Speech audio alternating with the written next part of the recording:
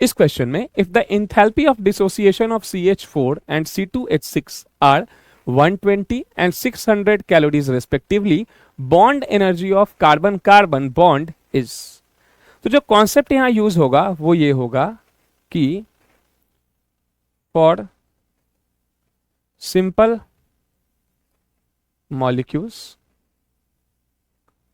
Delta bond enthalpy is equal to sum total of bond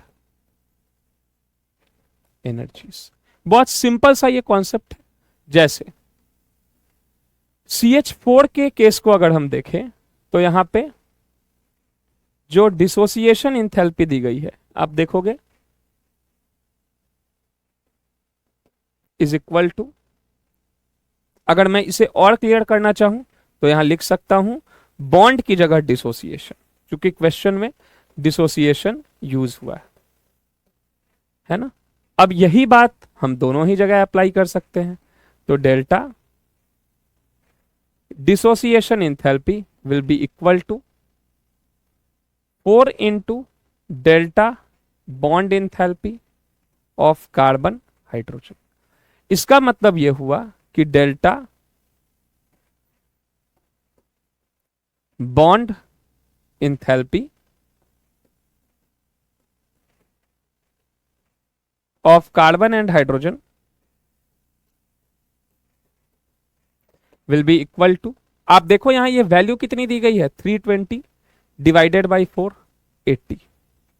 लेकिन जब यही बात हम इथेन पे अप्लाई करेंगे, इस केस में ये बॉन्ड एंथैल्पी की जो वैल्यू है, देखो ये delta dissociation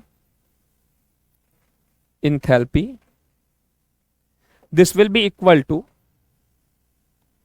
6 into delta H bond of carbon and hydrogen plus 1 into delta H bond of carbon and carbon.